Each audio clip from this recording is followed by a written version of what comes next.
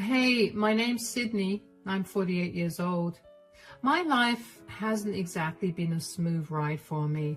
I've had a lot of ups and downs, but throughout it, the one person that kept me going was my son, Connor. So when my husband got in the way of my son's future, I left him, but karma always has a way of coming back to get you. So allow me to tell you my story. My son, Connor, was a result of my first marriage. I was married to a very abusive man who couldn't have cared less about me or Connor. He was a good man at the start of our relationship, but after we got married, it became clear that I was just a baby-making machine to him. I suffered a lot because of that, and when I eventually did manage to carry a pregnancy to full term, I was blessed with Connor. But as Connor began to grow older, my ex-husband began to neglect him again. He began to then pressure me to have another child. Of course, I didn't give in because he only wanted babies, not actual growing up children. My ex only got worse after that. He began to take his anger out on Connor and me. I couldn't get out because I was fully dependent on him as a stay-at-home mom, and my family was too far away to help. One day, while my ex was picking Connor up from school, he happened to get angry about something small that Connor did and lost control of the wheel while he was yelling at Connor. They ran through a stoplight and got T-boned by oncoming traffic. Unfortunately, Connor took almost all the impact, and for a long while, he was in a coma. And for a long while, it was touch and go for me. I knew when I got the call from the hospital that I had to find a way to get away from my ex, no matter how. When Connor finally woke up, we found out that he could no longer move his legs. He was paralyzed from the waist down. Connor was only 6 when this happened, so he was beyond devastated to find out that he could not move his legs. Add to that the abuse that he'd had to endure because of his father, and Connor was a mess. Connor remained in the hospital for well over a month because he was severely injured, and in that time, I began making preparations to run away with him. My ex did not seem remorseful at all, and instead kept complaining about how high the bills were because of Connor. It took every ounce of self-restraint to keep my mouth shut around him because I could not risk giving my plan away to him. When Connor was finally set to be discharged, I told my ex I'd pick him up. When I got Connor into the car, I drove and drove until I was almost out of gas. It took a while for Connor and I to finally relax since we no longer had to deal with my ex. I spent the next year working really hard and saving up as much money as I could for Connor. I did my best to help Connor get through his mental blocks, but with how hard I had to work, I couldn't do a good job with that. And then I met Miles, my most recent ex-husband, who I never thought would be an ex. Miles and I met because I worked at a bar and he frequented it with his sister and her friends. We ended up getting to know each other and over time developed feelings for each other. The first thing I did was introduce Miles to Connor and let him know that Connor and I were a package deal. He did not seem upset by that at all and still pursued a relationship with me. We dated for 3 years, and in that time, he really stepped up and became a great father to Connor. Connor and him were practically inseparable, and I was really happy that Connor finally had a positive male influence in his life. Miles and I got married, and Connor and I moved into his house. For the next few years, life was good. The only issue we were facing was Connor's grades. He was still struggling mentally and about the loss of his legs. He couldn't cope with the fact that there would be things he would not be able to achieve. I tried to get him counseling and therapy, but he did not seem open to that. Miles and I also tried talking to him, but it was to no avail. One day, Miles came up to me while I was in my home office, and he told me we needed to talk. "We need to talk." "Yeah? What's up?" "I was doing some accounting work for us, and I realized that a huge portion of your earnings are gone. I rummaged through your stuff and I found documents for another bank. Do you want to explain yourself? Why did you go through my stuff? Couldn't you have just asked me? I didn't think you'd readily tell me. I would have. Do you not trust me? I trust you, but you're dodging my question. Why do you have a separate bank account that I had no idea about? I'm not dodging your question. I just feel a little violated since you went through my things without asking me. But since you want to know so badly, I opened that bank account at the time of my divorce from my ex-husband. That's my savings for Connor's future education. Future education? Do you really think that he'll be able to do anything? What are you implying? I mean, think about this rationally. Connor is barely getting through school right now.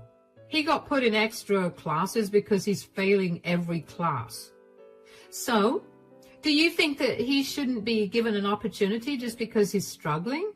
He got paralyzed because of my ex-husband's negligence, so of course he's struggling right now. He's still getting accustomed to the changes that his disability has brought about. He has 6 months until he graduates high school. Do you think he'll be able to get over his emotions in that time and actually go to university? It's been years since he got disabled. And if he's still struggling, then do you think he'll improve? We've changed schools 1,000,000 times, and each time they've told us that unless Connor gets over his stupid hang-up, he's not going to get anywhere in life. Are you seriously saying that trauma has a time limit? After which it's not supposed to affect you? Who cares what those schools have said? You've raised Connor since he was 8. You're like his father, and you think of him this way? Don't bring unnecessary emotions into this. I'm seriously asking you, because if you've been saving since you divorced your ex-husband, and if you've been putting a similar amount to what you've been putting in so far, you must have racked up quite a bit of money. Oh, and what do you want to do with that? Buy another house? Spend it on something for yourself? We don't need another house, but we could buy all of us something nice. Absolutely not. I don't care what you want to do or want to have. That money is Connor's. I've poured my heart and soul into saving that money. You have no right to that money, and nothing you say will change that. Whether Connor chooses to go to college immediately after he graduates or not, that money is for him. I will not be having this conversation again. I did not like Miles snooping around through my things, and I especially did not like him implying that Connor's education money was never going to get used. I knew that Connor was struggling with school and his grades were a reflection of that, but I also knew that there was more to his education than just his grades. I knew that no matter what Connor said or did, he still wanted to have a normal future like every kid his age, and that was why I saved all that money up. Over the next month or so, Miles would randomly bring up expensive things that he wanted to purchase and hint at me buying them for him with the money I'd saved up. I'd shut him down by telling him to save his own money and buy those things himself, but I was really irritated by his behavior. Did he really think so lowly of the child that he helped raise? Were his needs more important than Connor's in his head? I tried my best to tell Miles to drop the topic, but every time he'd tell me that he was just checking if I changed my mind. Yeah, that only made me angrier. Miles would suggestively ask me to buy him things almost every day. But one day, he didn't mention buying anything at all, even though it was a relief to not have to deal with his requests. I couldn't help but feel like something was off. So I cautiously asked him what was going on with him. What's going on? You've been really quiet today. Well, I just got off the phone with my sister. Oh, is everything all right with Macy? Apparently they're struggling a lot financially. Oh no. Why? I thought she and her husband were making a good amount of money. Yeah, but they have a lot of debts to pay off, and it's been making a dent in their earnings. They're at a point where they don't think they'll be able to pay for Jack's college. That's so sad. But Jack does have other ways of going to college. He's a smart child, so I'm sure he'll be able to get a scholarship. Yeah, but they doubt that he'll get a full ride. The rest of the tuition fees will be difficult to pay off. Jack can very easily take out a student loan. It shouldn't be a huge amount, especially if he gets a scholarship. The poor kid's already grown up surrounded by the payments of loans thanks to his parents. Do you want him to be burdened with more loans? Why are you getting all riled up? What do you expect me to do here? I want to be able to help them out. They were a huge help to me, and it's not nice to see my sister struggling like this. I get that feeling more than anything, darling, but we're also barely getting by. There's no way for us to help them out. We could help Jack out. You have savings to give him from. Savings? I don't. Are you talking about Connor's college fund? Yeah. I told you this before. That money is Connor's only. That's not going to anybody else. Come on, we could split it and Connor could take out a loan for the rest. You're okay with Jack not having any loans on his head and Connor having to deal with them? Jack is an able-bodied person who can easily work wherever he wants to pay off his student loans. Connor can't. Which is why I've been so meticulous with saving up for him. We can help Connor pay off his loans. Then why don't you help Jack pay off his loans? Why does my son have to suffer when I've done everything in my power to make sure that he has a secure future? Come on. You know how my sister helped me out while I was severely depressed. She's the reason I met you. I fully appreciate everything your sister did for you, but I can't sacrifice my son's future.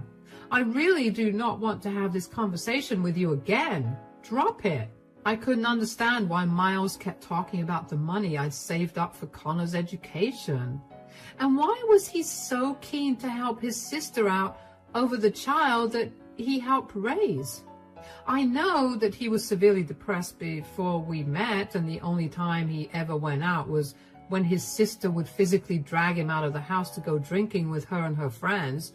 Yeah, I was grateful that I got to meet Miles because of her efforts, but I could never give away the money I worked so hard for to secure Connor's future. We were, at best, a lower middle-class family. We made just enough to get through each month and also have some savings. Giving away even a fourth of the money that I'd saved up for Connor would be very difficult to replace. Miles knew that, and he still insisted on helping his nephew, Jack. From what I'd seen, Jack was a great child, and he was also incredibly smart. The way his parents spent money was ultimately going to cost him, and that was something his parents should have realized. If I had the money, I would have helped, but I barely had enough for Connor. And when Connor found out that I had saved a lot of money for his education, he cried with joy and immediately began looking into his future. There was no way that I was going to kill that joy of his.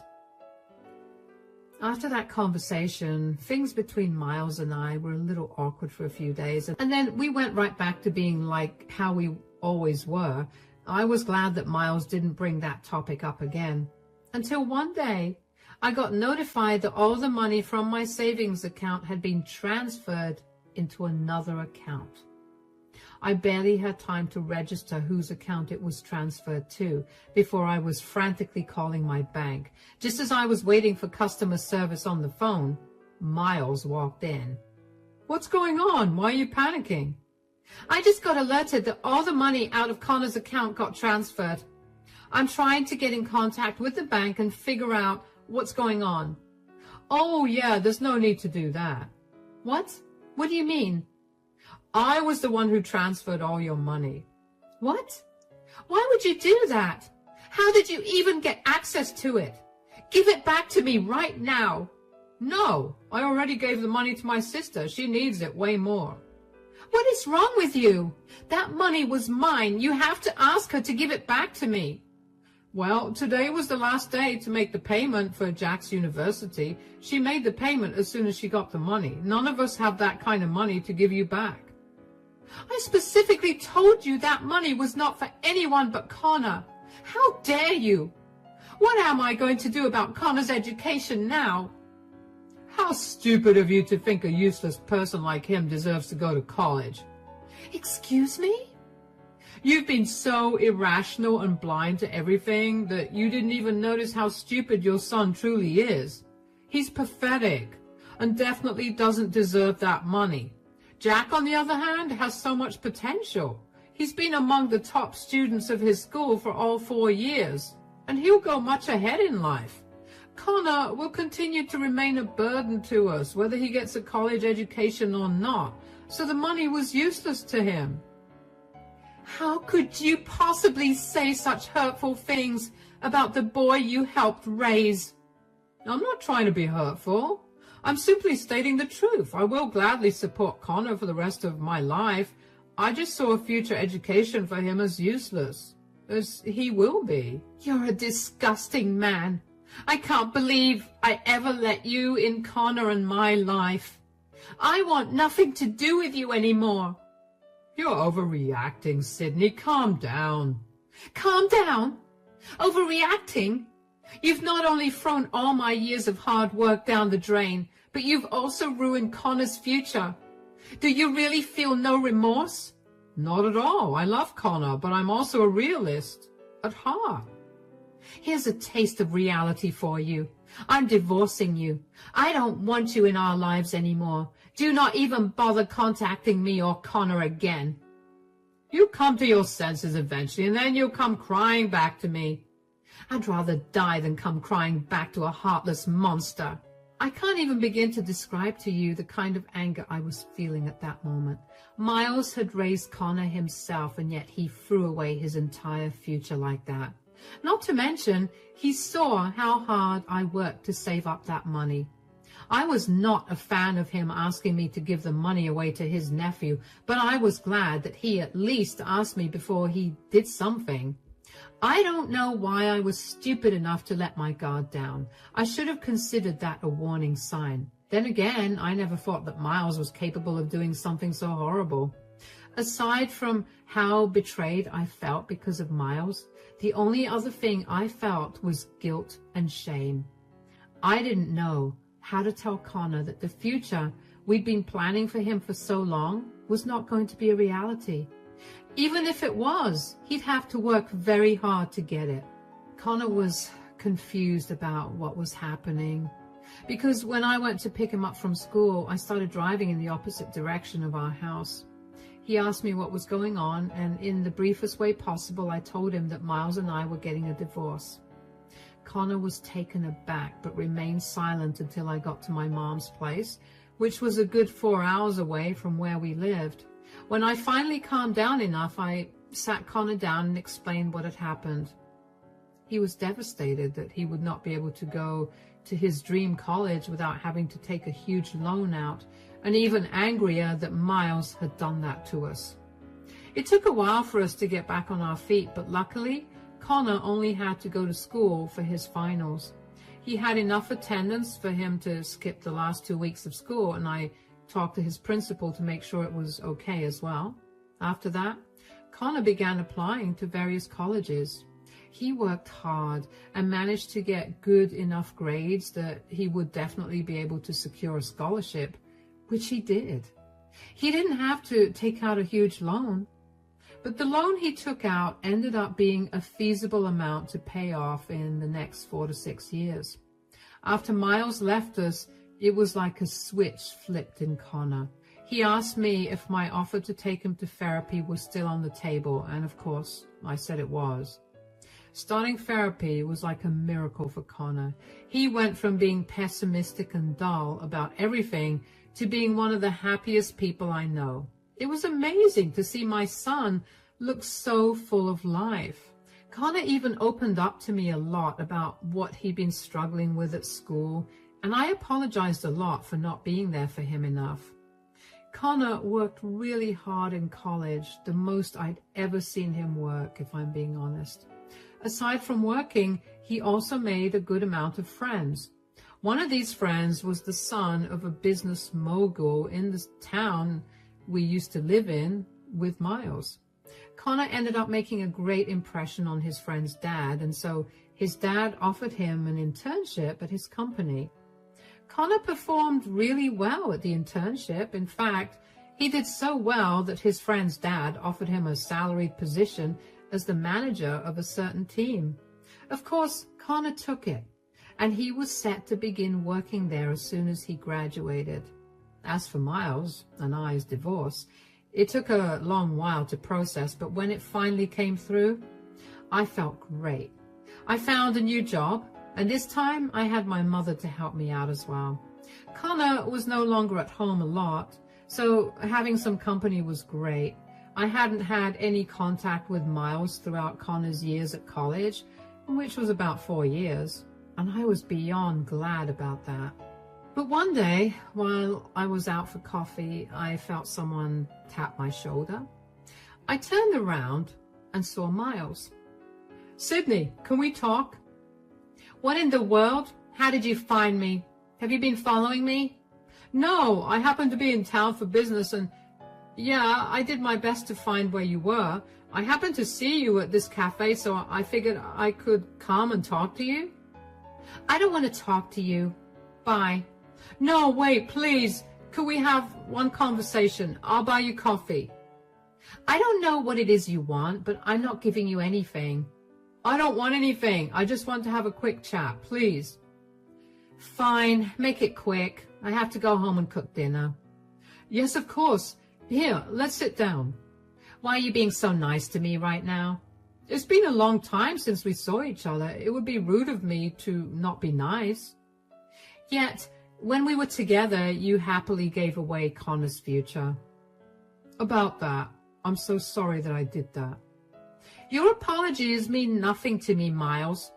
What do you want to talk about?" "Nothing in particular.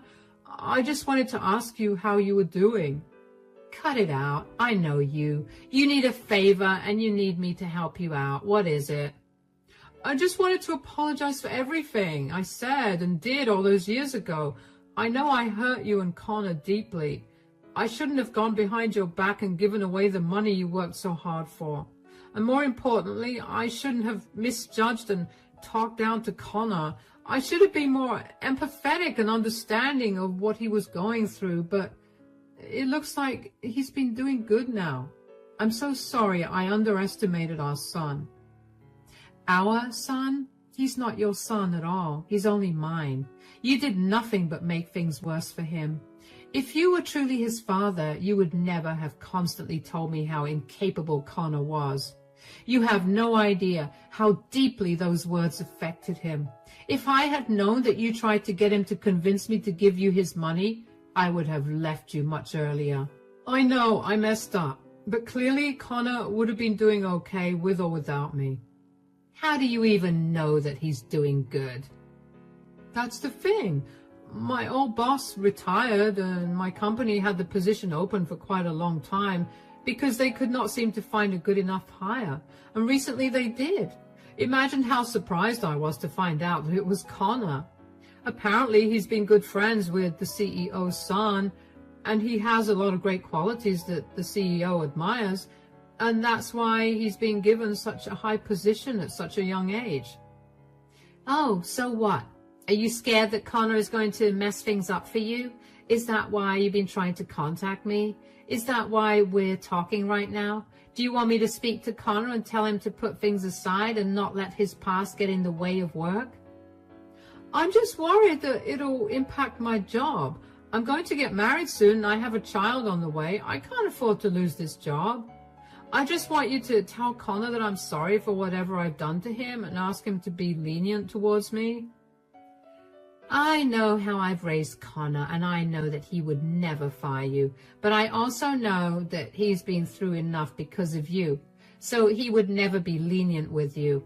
I hope he works you like a dog and constantly criticizes everything you do. I will not tell him we met today, so be prepared for anything. Good luck.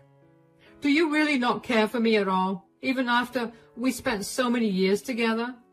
You never cared about me or Connor when I was with you, so why would I care for you now? Never contact me again. Bye. I cannot even express in words how happy I was to hear that Miles was working under Connor. It really felt like karma had come back to finally teach Miles a lesson for being so cruel to him. I did feel a little weird because Miles did track me down to have that conversation, but that weirdness was quickly taken over by joy at finding out what the new situation was for Miles. I was surprised to find out that Miles was going to be a father again, and although I did know that Miles was not going to lose his job because of Connor, I was sure that he was going to suffer a lot. I hoped that Miles was a better father to his new child than he was to Connor, because no child deserved what Connor had to go through. I kept my word and didn't tell Connor about my meeting with Miles. Connor hated Miles with a passion, so finding out that I voluntarily spoke to him would have made Connor upset.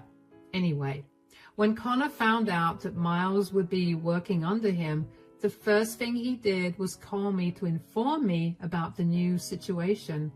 He asked me if it would be right for him to fire Miles, but I reminded him that would be considered wrongful termination and the company would suffer for it. He was given the position because of the trust the CEO had in him, so he shouldn't ruin it because of his personal feelings. I could tell that Connor was frustrated, but I reminded him of how I raised him to be kind yet strong. What followed after that was simply hilarious to me. Over the next 7 to 8 months, Connor was brutal with Miles. He'd set the highest expectations and targets for Miles to achieve and would openly criticize him in front of all his colleagues. Connor did that not only because of his feelings, but it turns out Miles had actually been a very lousy employee whose mistakes had been costing the company quite a lot.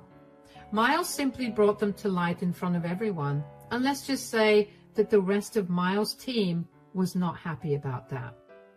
Miles quickly became an outcast among his colleagues, and he was forced to stay behind and correct a lot of his mistakes. He tried to talk to Connor about going easy on him, and even let Connor know that he had a child on the way.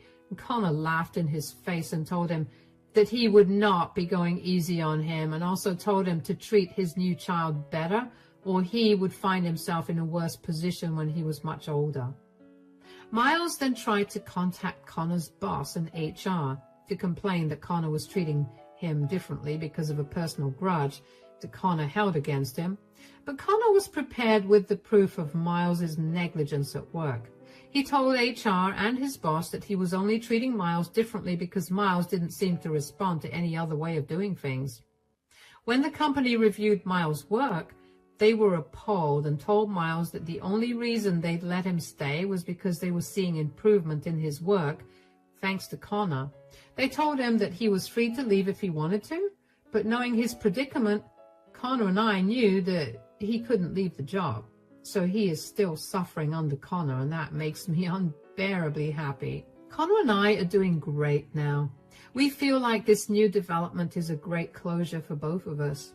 It took us a long while to adjust to Miles's absence and his neglect, but now that we've managed to move past that, we're both in a happier place. For those of you wondering about what happened to my ex-sister-in-law's child, Jack, who got all of Connor's money, he ended up dropping out of college halfway through and running away with his girlfriend, who he got pregnant. He's barely making a living right now, and he has no contact with his family. The only reason I know this is because I'm still close with some of Miles's family, and they told me this. I feel sad that the money I saved up for so long got wasted like that, but I'm glad that in the end, things worked out for the better. I can only imagine that life has so many more good things to offer us, so I'm excited to see what they are. Thanks for listening to my story.